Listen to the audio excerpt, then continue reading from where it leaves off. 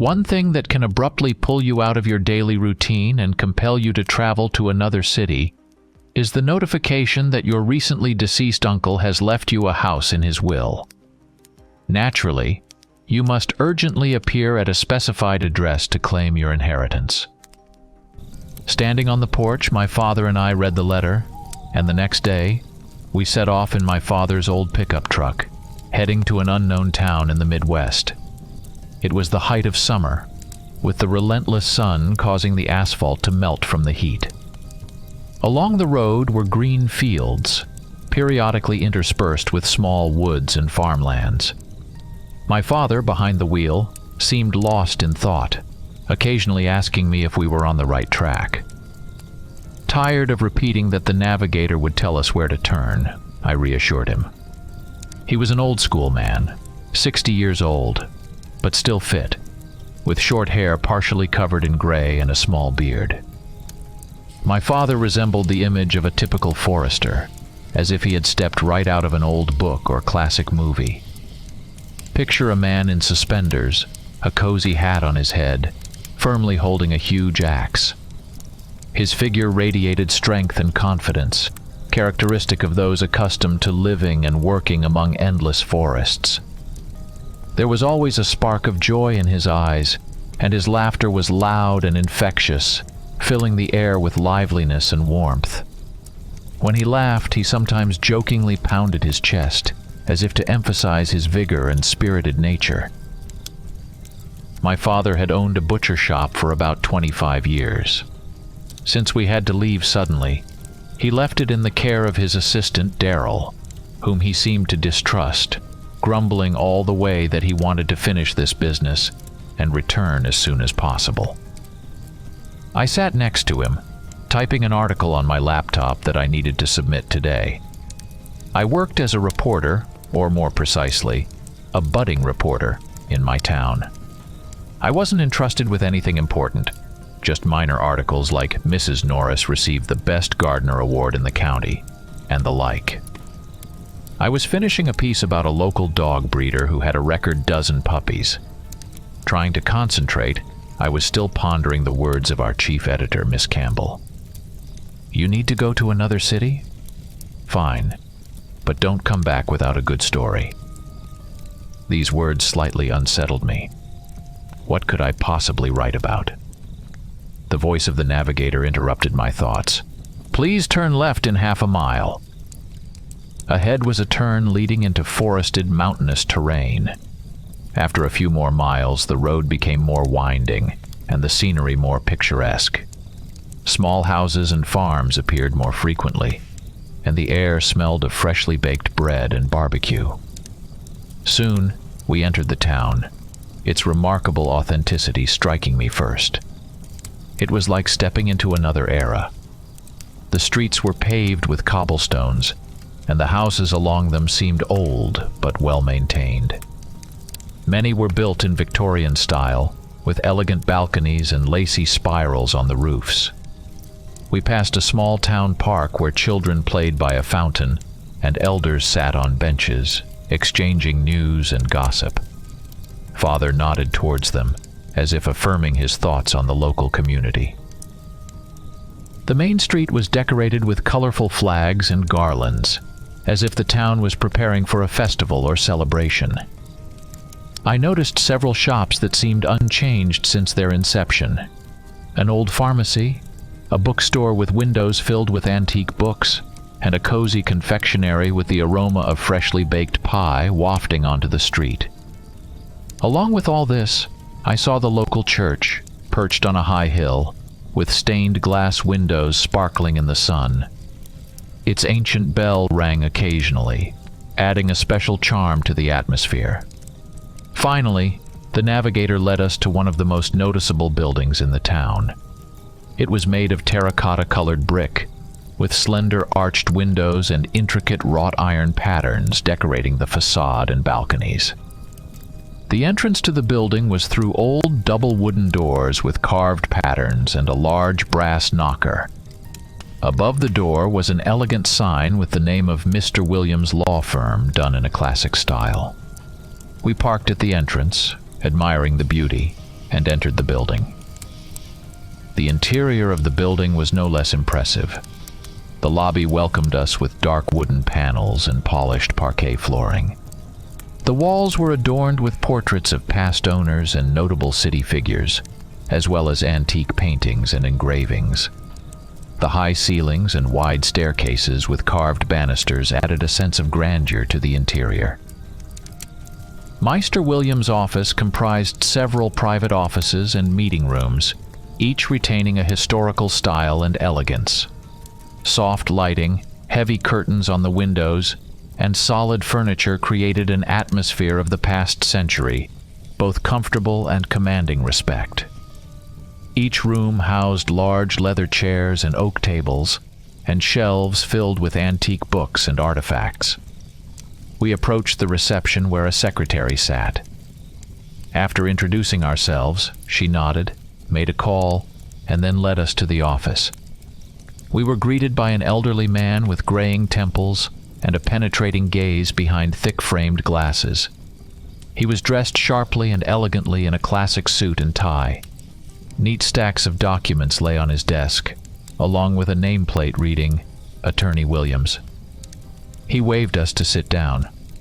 "Mr. Morgan, I hope you had a safe journey. Our town is a bit out of the way and we rarely have visitors," he said, adjusting his glasses. "No, sir. Everything was fine. The town is actually great," my father replied.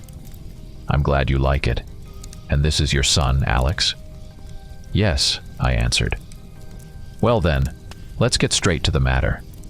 Your uncle, Robert Harding, who recently left this mortal world, left behind a house and a plot of farmland, about 5 acres in total. As he had no other relatives besides you, he bequeathed everything to you. You can take possession of this inheritance, but there is one condition." "A condition? What kind of condition?" "There was nothing about that in the letter," my father asked loudly. "Yes, sir, I didn't write about it, but it's quite simple. You just need to live in the house for a week." "Is that all?" my father asked. Then, after some thought, looked at me and continued, "I guess we'll have to take a short mini-vacation." "Well, that's settled then.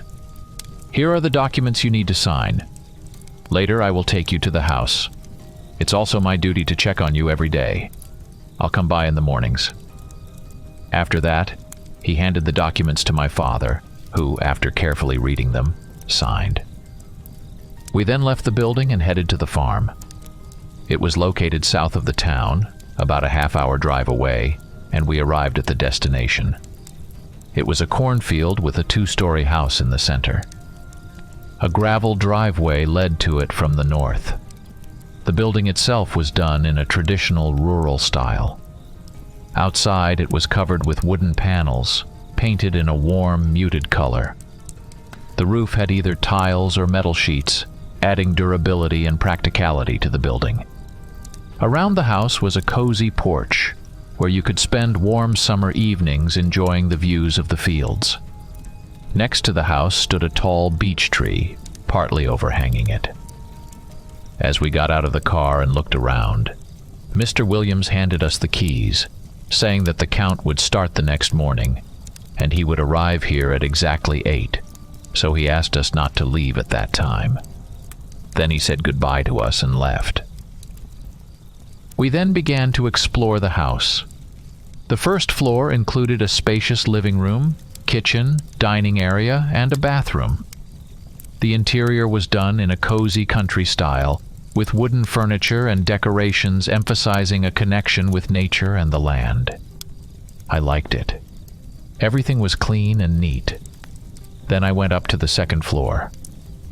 There were bedrooms, with picturesque views of the surrounding lands from the windows. Looking at the surroundings from above, I immersed myself in a feeling of unity with nature and found an incredible sense of peace and tranquility. As it began to darken, my father and I had a snack with the food we had brought, and exhausted after the move, went to sleep. Day 1. This morning the sound of the doorbell woke me up. I got up, rubbed my eyes, and yawned as I went downstairs. It was Mr. Williams. Dad was already standing at the threshold signing something. Then they had a brief talk and Mr. Williams left. I washed my face and we sat down for breakfast. Breakfast was just the leftovers from yesterday's meal. I looked for food in the fridge, but it was already spoiled. We needed to visit the local supermarket. Then Dad and I decided to explore the house.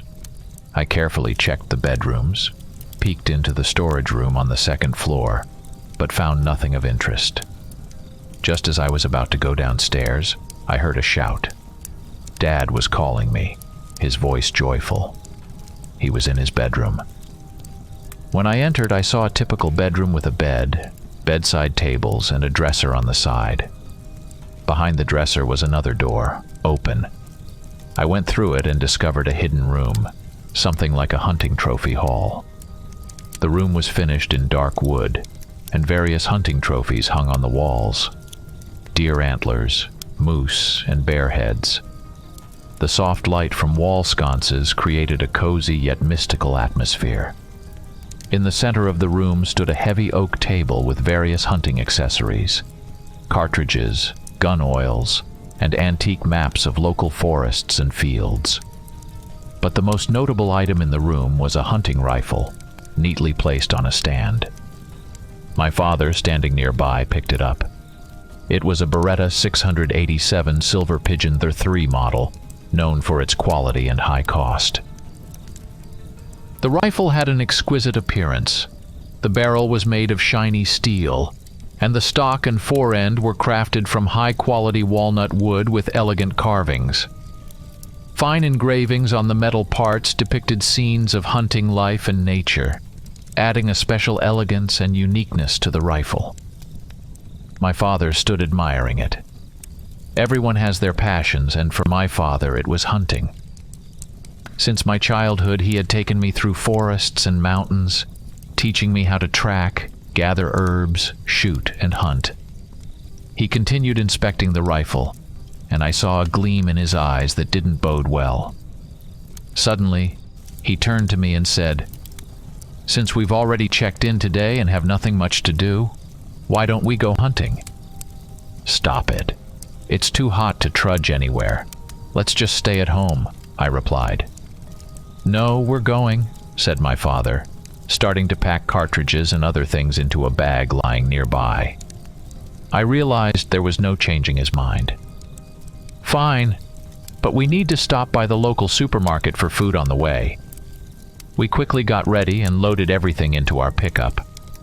Dad, always attentive to details, checked that his gun permit and hunting license were in the glove compartment.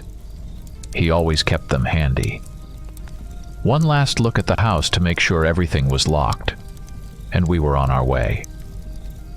The road to the forest went through the entire town, northward, at the foot of the local mountain range.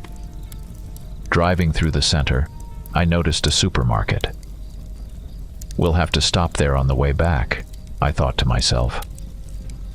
The town slowly gave way to foothills, and soon, after passing the northern outskirts, we found ourselves on a dirt road leading deep into the forest. The dusty road wound through the trees, inviting us into the mysterious and wild kingdom of nature. The forest enveloped us with its lush greenery and mysterious sounds. Sunbeams pierced through the tree canopies, creating a play of light and shadow on the ground. Dad turned off the engine, and the sudden silence of the forest surrounded us. We got out of the pickup, and Dad immediately started checking his equipment. I followed suit, realizing that from now on, every move and sound we made could determine the success of our hunt. Dad held the very rifle, eager to try it out as soon as possible, while I held a simpler carbine we found in the same room. We headed into the depths of the forest, leaving the pickup behind. We tried to step carefully, avoiding breaking twigs under our feet. Dad led the way, his movements showing confidence and knowledge of the forest. I followed behind, trying not to lag.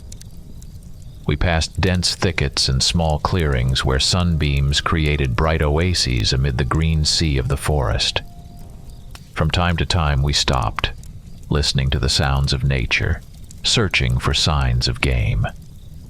As we continued through the forest, strangely, game seemed to have vanished. There was no sound of branches cracking under someone's paws, no rustling in the bushes. Everything was unnaturally quiet, and this silence began to fill the air with something ominous. Dad cast puzzled and cautious glances at me. As we moved deeper into the woods, the dense canopy of trees and shrubs made the light dimmer and the shadows thicker. The wind grew colder and the air was filled with a pungent smell, a mix of decay and wild animal. Suddenly, out of nowhere, a huge wolf attacked us. Its eyes burned like coals, and a deep growl echoed from its mouth. It was unusually large, more like a creature from nightmares than a regular wolf. The wolf's silvery fur shimmered in the dim light, its muscles tensed, ready to attack.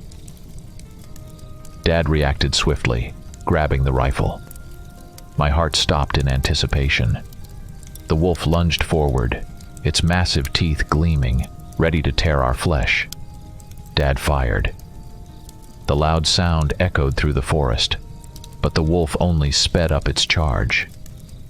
The situation became even more desperate when the beast reached Dad and knocked him down. Shaking with fear and adrenaline, I grabbed my carbine. The wolf turned to me, its eyes flashing with madness. I fired. The bullet hit the wolf in the side and it howled in pain. The struggle was fierce and chaotic. Despite its wound, the wolf continued to attack ferociously. Eventually, Dad, gathering all his strength, aimed again and fired.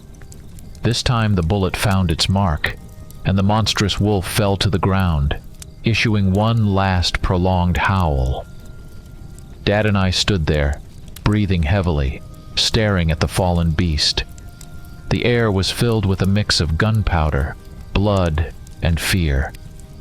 My heart pounded in my ears for a long time, and we were momentarily petrified, stunned by what had just happened. My heart raced wildly in my chest, and Dad's breathing became rapid and uneven. In each other's eyes, we saw reflections of shock and disbelief. The wolf's attack was so sudden and brutal that it felt as if we had faced the very embodiment of wild nature. For a moment I thought about how close we had been to death or serious injury, but fortunately, we were both unharmed. Recovering from the initial shock, we set to work. The wolf's carcass was heavy, and it took considerable effort to load it into the pickup's bed. Dad securely tied the carcass, ensuring it wouldn't slide off during transit. We performed all necessary actions in silence, each of us lost in thoughts about what had just occurred. Leaving the forest, we headed back to town. The ride was quiet, as if we both were still unable to fully comprehend what had happened. The forest, which had previously seemed a place of mystery and excitement, now left us with a feeling of anxiety and horror. On the way back, we stopped at the supermarket I had noticed earlier. After stocking up on groceries, Dad and I came out of the store to find our acquaintance, Mr. Williams, standing next to our pickup, apparently waiting for us. "I see you're getting settled in. I was just passing by," he said with a smile. But then he saw our faces and asked with concern, "Did something happen?" We told him about our hunting trip and the attack. Mr. Williams listened silently at first, but when we described what happened with the wolf, his face changed, and he rushed to the pickup, pulling back the tarp to stare at the wolf's carcass. His face transformed unrecognizably, a mix of shock, fear, and anxiety. He stood there for a long time, statue-like. Dad, with a concerned, "Sir, are you all right?" pulled him back to reality. Williams, looking around anxiously, covered the tarp again. Then, without looking us in the eye, he said goodbye, citing urgent matters, and hurried away. I had a feeling that we were somehow outcasts, as if he wanted to get rid of us as quickly as possible. Dad and I exchanged puzzled glances. Then we got into the pickup and drove home. At home, we stored the carcass in a large refrigerator, typical for serious hunters, and after dinner, went to bed. It was a tough day. Falling asleep was hard. The day's events kept replaying in my mind. The wolf attack, the lawyer's strange behavior.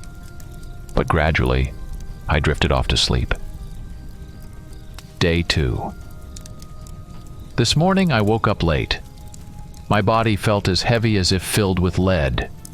I got up, washed up, and started preparing breakfast. Dad was already busy around the yard. Then he joined me. He told me that Mr. Williams had come by in the morning and had again behaved strangely, not making eye contact, quickly getting a signature, and then driving off in his car. Dad asked him what was happening, but he didn't answer. It was very strange. We speculated that maybe the wolf we had shot was a local attraction or some kind of deity in their beliefs. But it wasn't wise to talk to the locals, especially asking about the wolf, and the lawyer refused to explain. Sighing, we finished breakfast and started thinking about what to do. Dad suggested cleaning the house. I agreed.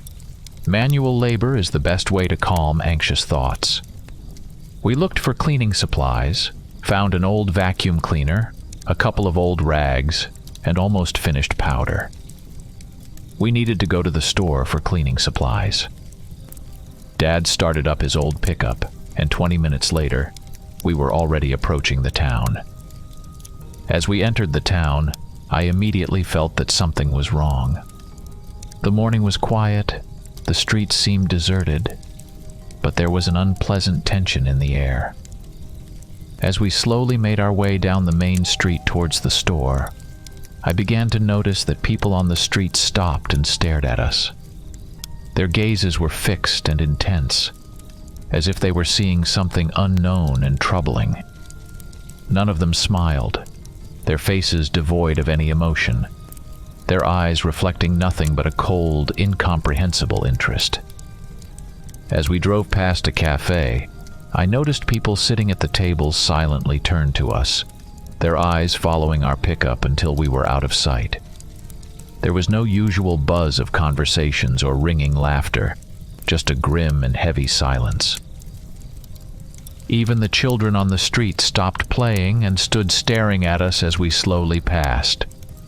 Their toys hung motionless in their hands, and there was no usual childlike joy or curiosity on their faces. When we parked at the store, I looked at Dad, and in his eyes, I saw a reflection of my own unease. We got out of the car, and suddenly it seemed like the sounds of the city died down, as if the whole street had frozen in anticipation of our next move.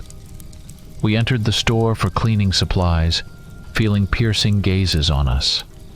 These stares seemed to follow us, leaving the impression that we had fallen into some strange, unreal trap, where every step we took was watched with unprecedented caution and unknown intentions. After purchasing what we needed, we paid, and the cashier didn't look us in the eyes, her behavior indicating she wanted to get rid of us as soon as possible. We got back into the pickup and headed home, Dad glancing around anxiously, muttering, "What the hell is going on here?" As we drove down the street, a couple of men walked past and stared at us. Dad, impulsive as he was, couldn't take it anymore, slammed on the brakes, jumped out of the car, ran up to them, and grabbed one by the collar, shouting, "What's your problem?" The men were scared, as if afraid of someone contagious or leprous. The man Dad was holding broke free, and they ran away as fast as they could. Dad just stood there with his mouth open. Then, getting back into the car and muttering about the strange damn town, he drove home. When we got back, Dad tried to call the lawyer, but his phone was off. The desire to clean was completely gone. We sat in silence, trying to figure out what was happening. I searched the internet but found nothing unusual. All that was known about this town were dry facts. like it was founded in 1837 and how many people lived there. So went the day, me sitting at my laptop and Dad watching TV. In the evening after dinner, we were about to go to bed when we suddenly heard a loud noise from the barn behind the house. The sound was so unexpected and loud that we both jolted and exchanged looks of growing apprehension. Glancing out the window, we saw that the evening had shrouded the yard in darkness. Dad nodded towards the barn, and without wasting time, we got up from the table. He took a flashlight, and we headed to the barn, feeling the tension build with every step. Approaching the barn, we noticed the door was slightly ajar, though we distinctly remembered closing it. The air was permeated with a strange, barely perceptible smell, a mix of metal and something rotten. Dad cautiously pushed the door, and its hinges creak cut through the silence like a harbinger of something ominous. Inside, the barn was in chaos. Boxes were overturned, old garden tools lay scattered on the floor, and bags of fertilizer were torn open. It seemed as if someone had been searching for something amid this disorder, turning everything upside down. We slowly made our way through the chaos, Dad's flashlight illuminating new details of the mess. The darkness in the corners of the barn seemed impenetrable, and every time the light fell on something unexpected, my heart skipped a beat in fear. Suddenly, something stirred in the corner, making both of us flinch. Dad directed the flashlight there, but there was no one. Just an old rag that had apparently fallen off a shelf. We inspected every corner, but found no signs of who or what might have caused this disorder. Returning to the house, we felt a deep unease and uncertainty. Something was happening here. This house and this town were very strange. Dad decided to call the police, but when they found out who was calling, they refused to come, saying it was probably just a wild raccoon that had gotten into our barn. Their response made us even more worried because if anything happened, the police wouldn't come to us. We talked a bit more with Dad and decided that in the morning we had to corner the lawyer and find out what the hell was going on. Day 3. The next day we got up at 6 a.m., as the lawyer was supposed to come by 8. We decided to investigate the barn first, following the previous day's chaos. Upon inspecting it, we discovered tracks that might have belonged to a dog or a wolf. They were too large for a raccoon. The tracks were around the barn, as if the animal was looking for a way to get inside. Studying them, we figured out they led to the field. So these creatures came from the field. We tidied up the barn and concluded that maybe we had been worrying unnecessarily, and it was indeed wild animals that caused the commotion. Closer to 8, we sat on the porch, waiting for the lawyer, but he didn't show up. At exactly 8, Dad received a message. It was from Mr. Williams, saying he couldn't come but knew we were at the farm and would mark the 3rd day as completed. Dad was infuriated by the message and, grabbing the keys, started up the pickup. I followed him. Half an hour later, we were standing in front of the lawyer's building. To our surprise, it was closed. We tried the door handle, but it was locked. With no other option, we had to leave empty-handed. As we drove there, people stared at us again, but this time they hurriedly fled if we got close. This behavior was truly frightening. It was like those internet pranks where everyone in an elevator stares at one person, causing them to feel extreme discomfort, looking around themselves, checking if they are okay. The same thing was happening to us. Near the building, a couple of kids about 5 years old were playing. I decided to approach them and ask questions, as children are naturally more trusting. But when I approached, they screamed loudly and ran away crying. "Damn, what is happening here?" my father cursed. We got back into the pickup and returned to the farm. When we arrived, Dad went up to his bedroom and came back with a trap in his hands. He set it up near the barn in case the animal returned. As lunchtime approached, we took the table out to the porch and decided to have lunch outside. The heat was unbearable, and there was not even the slightest breeze in the air. My gaze involuntarily slid over the golden sea of the cornfield stretching out in front of us. Suddenly, I noticed strange movement at the edge of the field to our left. It seemed as if someone or something was moving among the tall corn stalks. I squinted, trying to get a better look, and then I saw a fleeting figure. It looked like a person, but at the same time, it was clearly different. The figure was too tall, with disproportionately long limbs, and it moved unnaturally, smoothly gliding through the corn. Maybe it was my imagination, but there was definitely someone on the field. I turned abruptly to my father. "There's someone in the field!" Dad, catching the alarm in my voice, instantly jumped up and ran for his rifle. We quickly headed towards the field, alert and ready for any surprises. Pushing through the corn, we heard rustling and steps ahead of us. It seemed something large and fast was moving ahead, leaving a trail of bent and broken stalks. But as we got closer, the figure mysteriously disappeared, leaving only the sun-glimmering corn leaves behind. We returned to the porch, where our half-eaten lunch lay. The desire to eat had completely vanished. Dad kept clutching his rifle, a sense of anxiety hanging in the air. This place was starting to have a definite negative impact on our nervous system. Even my father, who was usually so composed, was visibly tense. The day passed as we tried to distract ourselves from anxious thoughts, and fortunately, no more strange occurrences happened. Day 4. Waking up in the morning, I asked Dad if Mr. Williams had come by. He shook his head no, pointing to the mobile phone lying on the table. Again, just a message. I slumped into a chair, tiredly, and started eating my simple breakfast. Today was the 4th day. Just a little longer, and we could leave this backwater. Instead of a relaxing holiday, we got nerve-wracking days. After breakfast, we decided to take a walk and stretch our legs. Stepping outside, we noticed that there were numerous paw prints all around the house, all belonging to the same species, judging by their shape, but of different sizes. Dad and I exchanged glances. "What the hell is going on here?" he repeated for what seemed like the umpteenth time.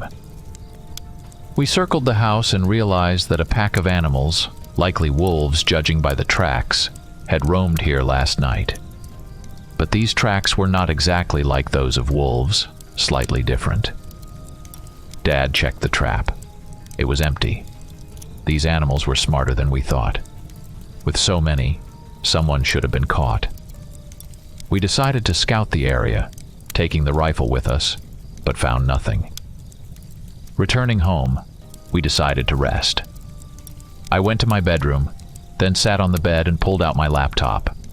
It was almost out of charge. The charger was somewhere around. Looking around, I saw it on the floor near the bed. Bending down, I briefly saw a small box under the bed. I reached for it and took it. The box was made of dark wood with fine carvings on the lid, giving it an antique and mysterious appearance. Carefully, I opened the lid. The hinges creaked, almost groaning, revealing its long-hidden secret. Inside the box was an old diary. The diary's cover was worn, its pages yellowed with age, and it seemed to hold stories from the past. I gently picked up the diary. The first page was inscribed in calligraphic handwriting with a name I immediately recognized. It was the name of our uncle who left us this house. In the diary, pages were filled with chaotic, uneven lines. Ink was smeared in places as if his hand trembled while writing. Throughout, there were insertions of incomprehensible symbols and sketches, adding more mystery to the text. I tried to recreate in my mind what my uncle must have felt, reading his entries. May 28th. They are still after me. I feel their gazes when I go out into town. They are not human. Can't be. Their eyes are empty, lifeless, but they watch every step I take. June 1st. I stocked up on weapons today. I must be prepared. At night I hear whispers outside my window. They are coming for me. I'm sure of it. June 5th. The whole town is in cahoots. I can feel it. Every corner, every shadow, they are waiting for me to weaken. June 10th. Tonight I saw them. They were at the edge of my field among the corn. Huge, ominous shadows, upright but not human. I'm not losing my mind. I know it's real. June 15th. I can't sleep anymore. They are everywhere. In the house, in the fields, in town. I must fight. I must survive. Reading these lines, I felt a chill run down my spine. The disorder of the words, the abrupt phrases, and the constant sense of being pursued in every word. It all created an oppressive atmosphere of madness and fear. It became clear that my uncle had experienced deep terror and paranoia, possibly caused by something inexplicable and mystical in this town and its surroundings. Remembering what had happened in this town, I concluded that perhaps what was written in this diary was not just my uncle's sick imagination. I went downstairs and showed the diary to Dad.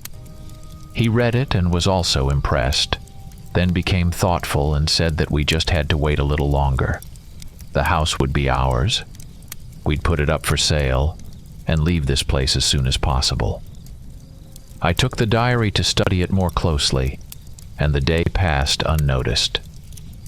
Sitting in my bedroom, immersing myself in my uncle's diary, a piercing howl suddenly broke the night silence.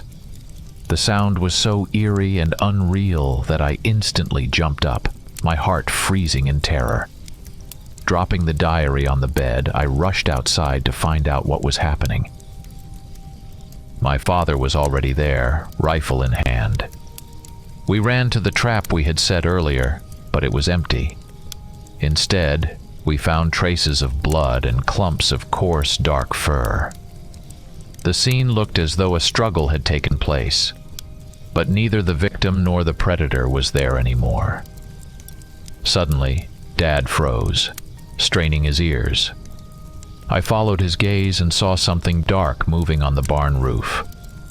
We raised our flashlights, and the light fell on something huge and incomprehensible. The figure seemed human, but its proportions were distorted, its contours blurred by darkness. As soon as the flashlight beam touched the creature, it leaped from the roof and disappeared into the tall corn stalks. In an instant, it was gone, only the rustling of leaves slowly fading into the night. Dad, unable to contain himself, fired in the direction where the figure had vanished. The gunshot tore through the silence, and its echo lingered in the forest for a long time. We stood, holding our breath, but no response came. Only dead silence and the motionless corn stalks, as if guarding their secrets. I looked at Dad and became alarmed. I had never seen such a frightened look on his face. I pulled him by the arm, and we went back inside. I had trouble falling asleep, as tension and stress seemed to build up inside me since we arrived. Whether I could withstand a few more days here was unknown to me. Day 5. Mr. Williams didn't bother to show up, sending the same dry message again. I sat nervously chewing my toast, wondering what this day would bring.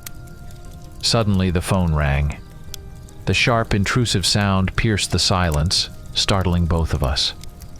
My father slowly picked up the receiver, his gaze filled with caution and distrust. The room fell into tense silence, with only a distant, barely discernible whisper coming from the phone. It was a whisper mixed with indistinct voices, creating the effect of someone else's presence in the room. I moved closer to hear better. The whisper seemed familiar yet eerily distant. The voices intertwined, creating an unintelligible chorus of threats, groans, and pleas. It seemed as if they were trying to convey something important to us, but their words were lost in obscurity and noise. Dad felt uneasy and abruptly hung up the phone, but the sounds continued to echo in our heads as if from another world. We stood, shocked and frightened, thinking how terrifying it would be to hear such a thing at night. Dad went outside to clear his head, while I decided to check on the wolf's carcass we had shot, after which all these strange events began. My instinct told me everything was interconnected. Going down to the basement where the refrigerator was, I opened it. To my surprise, it was empty.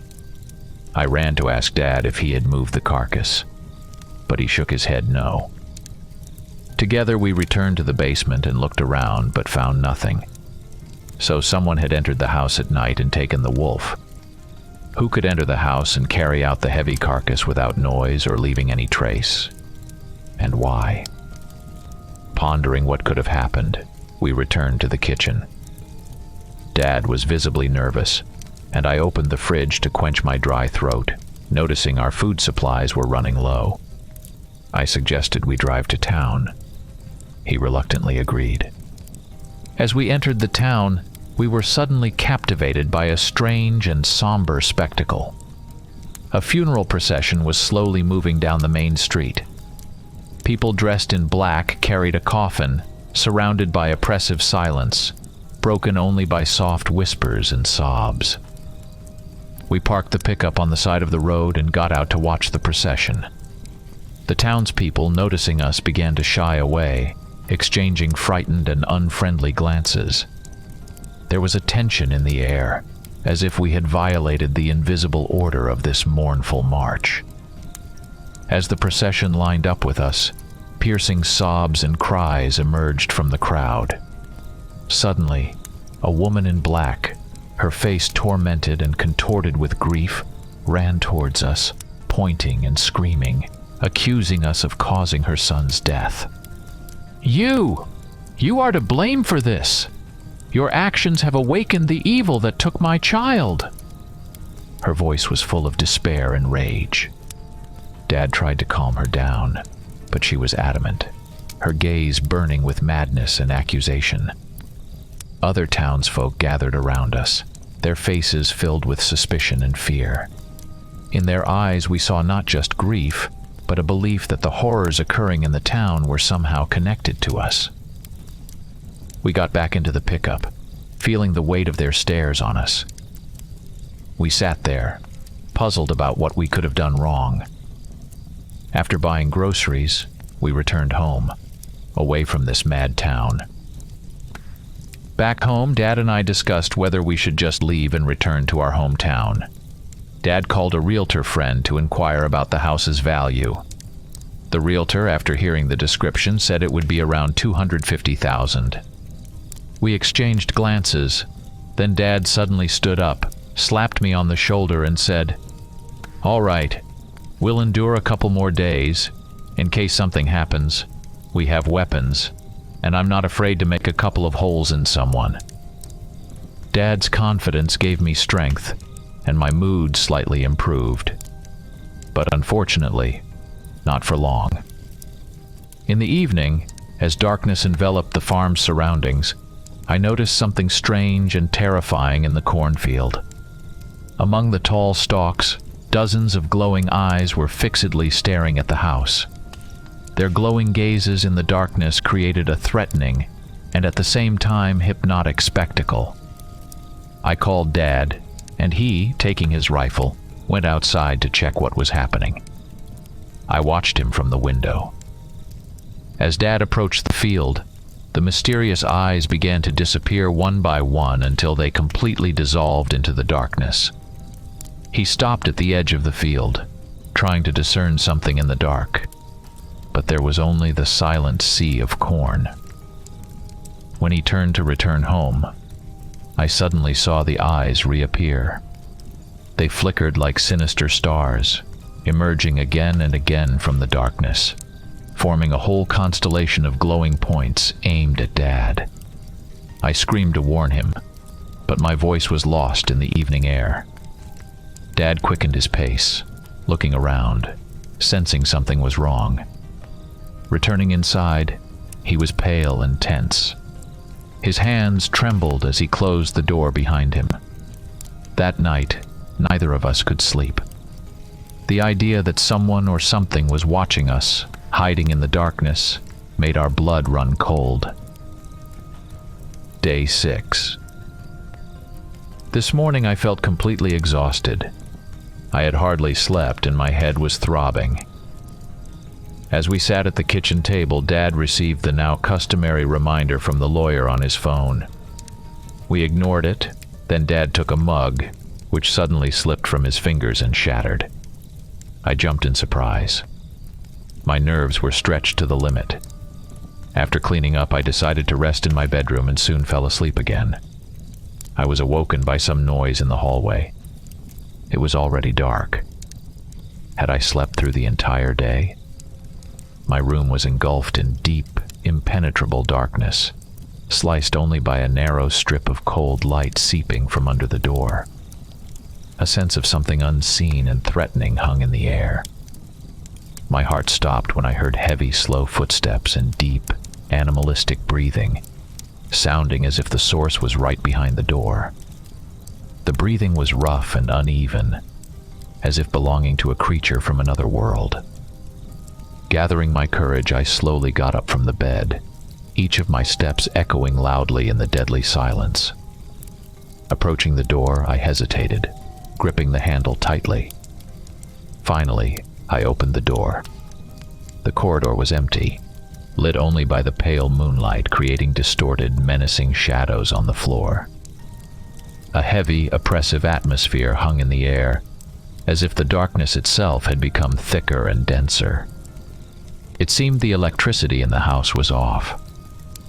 Turning on a flashlight, I cautiously stepped into the corridor. The light beam sharply cut through the darkness, revealing empty rooms shrouded in shadows. I headed to my father's bedroom, my heart pounding in unison with each step. But the bedroom was empty, the bed disheveled as if Dad had suddenly gotten up and left. With each checked room, my anxiety grew. Descending the creaky staircase, where each creak sounded like a death rattle, I entered the living room where the shadows seemed almost tangible. I felt a chill on the back of my neck, as if someone unseen was watching me from the darkness. After searching the kitchen, basement, and barn, I found no trace of my father. Returning inside, I felt fear and loneliness envelop me like cold arms. Father! My voice broke the silence of the house, echoing in the empty corridors. But there was no answer, only the hollow echo of my cry. Suddenly, there was a noise behind the door, restless and anxious. I ran outside to see what was happening. The night's darkness enveloped everything, but at the edge of the cornfield, I noticed some movement. Despite my fear, I decided to go there. Approaching the field, I began to make out strange shadows that seemed both human and animalistic. They moved swiftly and silently, like ghosts floating among the corn stalks. My pulse quickened, and fear swirled in my head. Around me, the shadows began to gather closer and closer, creating the impression that I was in the center of some ominous ritual. I tried to run, but my feet got entangled in something on the ground, and I fell face down. Trying to get up, I felt a sharp blow to my head. The world around me spun, sounds faded, and I was plunged into the thick darkness of unconsciousness. The last thing I remember before losing consciousness was a sense of absolute terror and hopelessness, as if I had fallen into the clutches of an unknown predator hunting in this moonless night.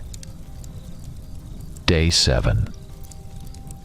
Waking up from unconsciousness, I immediately felt that my hands and feet were bound, and my eyes were covered with thick fabric. Trying to free myself, I discovered that my movements were restricted, and I couldn't see what was happening around me or break free. "Is anyone here?" I exclaimed, my voice sounding muffled and desperate. In response, my father's voice could be heard. "Son, are you here?" His voice was weak and concerned. I felt relieved knowing that he was alive. "Where are we? What's happening?" I asked. My father explained that someone had knocked him out in the kitchen the previous evening, and he had woken up here, also bound. From the fresh air, I could tell that we were somewhere outside. My attempts to stand were futile, but as I felt the area behind me, I sensed grass and a tree to which we were tied. We spent hours in this state, losing track of time. Thirst and hunger were becoming unbearable, and the inability to relieve ourselves was agonizing. Finally, someone approached and untied our hands. This provided some relief, but we were soon bound again. No one gave us water or food, and we grew weaker by the moment. Suddenly, we were attacked. Invisible hands struck us, and the assailant's voice uttered some incomprehensible language filled with anger and hatred. Each blow was cruel and merciless, every word dripping with rage. After the beating, our legs were untied and we were dragged somewhere. I felt each step as painful and heavy. Unable to see where we were going, I could only feel the cold wind on my face and the menacing silence of our captors. We were brought to a place and the blindfolds were removed. We found ourselves in a clearing surrounded by stones, in the middle of a cornfield where the stalks had been crushed into a huge circle, forming a place for some ominous ritual. We were tied to posts facing each other. Night had enveloped everything in darkness, and the approaching full moon cast its cold rays on the clearing. People we had never seen before gathered around us. They spoke in an unfamiliar language, pointing at us. Their eyes burned with a wild fire, and their movements exuded menace. Suddenly, a man who seemed to be their leader emerged from the crowd. He stood in the center of the clearing and began uttering something that evoked both sadness and joy among the onlookers. After his words, cries filled with some wild energy erupted from the crowd. Then this man approached my father, grabbed a knife, and made an incision on his arm. Blood slowly began to flow, staining the ground. I screamed as I saw my father writhing in pain. The man collected the blood in a cup, raised it above his head, and drank it before starting a strange, wild dance. Others around us joined in, creating a whirlwind of movements as if they were part of some ancient, forgotten ritual. The moon illuminated their faces, distorted by passion and madness.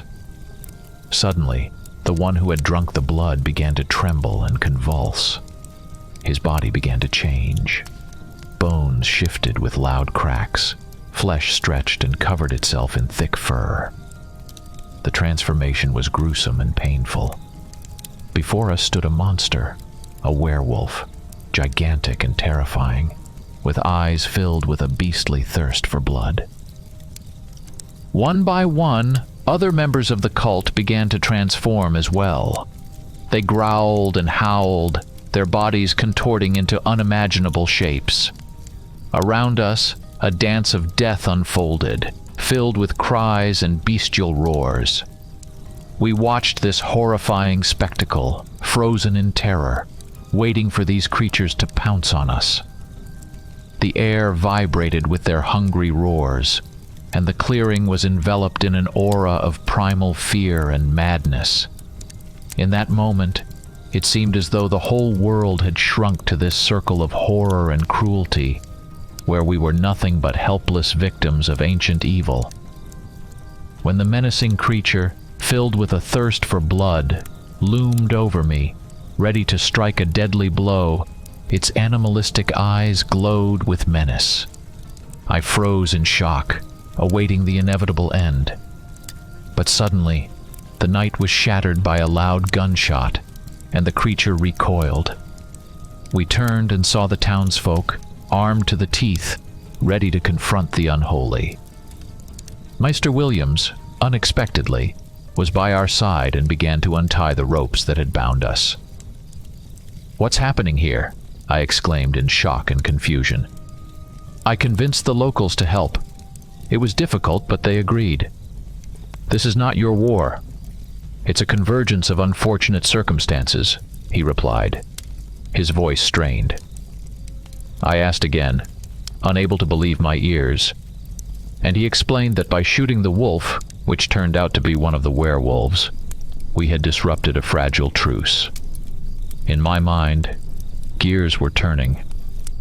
Before our arrival, there had been some kind of uneasy peace here, but a hunting accident seemed to have put an end to it, prompting the werewolves to seek revenge. I remembered the looks, the funerals, the werewolves. I would never have believed it if I hadn't seen it with my own eyes. The battle raged on around us. Suddenly I saw the cashier from the store who had always served us, fighting bare-handed, defending herself against the creatures. But then something unexpected happened. Her body began to tremble, and right in front of me she transformed into a werewolf. I was shocked. It meant that the townspeople were not ordinary humans either. After transforming, she rushed into the battle, sinking her teeth into an opponent's throat. I turned away in disgust. The villagers around us also began to change their forms, but unlike our captors, they had a different shape and color. They appeared more beautiful. We got up and ran. Mr. Williams, carrying my father on his shoulder, led us to safety. But suddenly, he stopped and turned back to look at the battle. Then he made a decision. "I have to help my own kind," he said, handing my father to me. My father was quite heavy, but I carried him with all my strength. For a moment I turned back and saw that our elegant lawyer was transforming, tearing his clothes apart as he changed into something else. I continued to run, the sounds of battle, cries and roars growing distant. Finally, I emerged from the field and ran to the pickup truck. Fortunately, it was not locked. Loading my father onto the passenger seat, I checked the bandage that Mr. Williams had managed to apply and rushed to get the keys. Finding the keys, I jumped into the pickup and floored the gas pedal. I had to save my father, who had lost a lot of blood. Glancing in the rearview mirror, I took one last look at the house and realized that I would never return there.